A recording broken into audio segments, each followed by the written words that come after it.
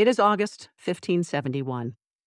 Marcantonio Bragadin walks out of Famagusta's gates under safe conduct, and the Ottomans seize him. By the summer of 1571, Marcantonio Bragadin had defended Famagusta for 11 months. The walls were cracked, the cisterns were empty, and the garrison was eating leather.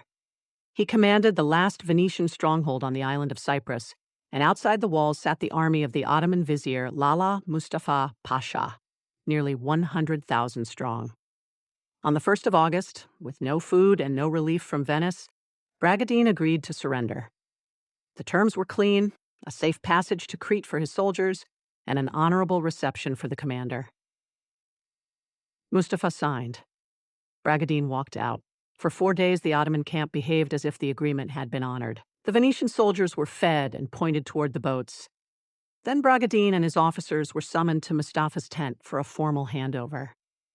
Bragadin came in his crimson robe with his ceremonial umbrella, escorted by Astore Baglioni, his second in command.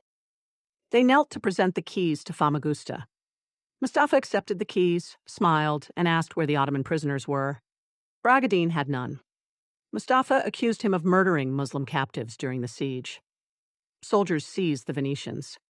Baglioni was beheaded inside the tent within the minute. A janissary held Bragadin's head while another man cut off his right ear, then his left ear, then his nose. They dragged him to a cell. For nearly 2 weeks, the wounds in his face rotted while Mustafa decided how to end him. On the 17th of August, soldiers brought Bragadin out of the cell and loaded him with sacks of earth, one on each shoulder.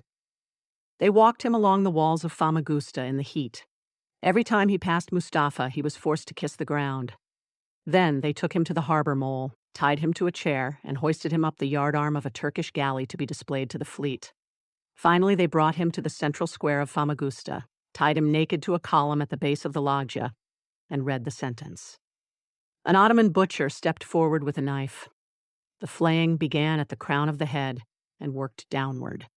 Bragadin lived until the blade reached his waist. Mustafa's soldiers stuffed the skin with straw, sewed it back into the shape of a man, dressed it in Bragadin's crimson robe with his military insignia, and seated it upright on a black ox. The ox was led through the streets of Famagusta with the ceremonial umbrella held over its head. After the parade, the skin was loaded onto a galley and shipped to Constantinople as a trophy for Sultan Selim II, who hung it in the imperial arsenal. It stayed there for 9 years. In 1580, a young Venetian sailor named Girolamo Polidori bribed a guard, smuggled the skin out of the arsenal, and carried it home.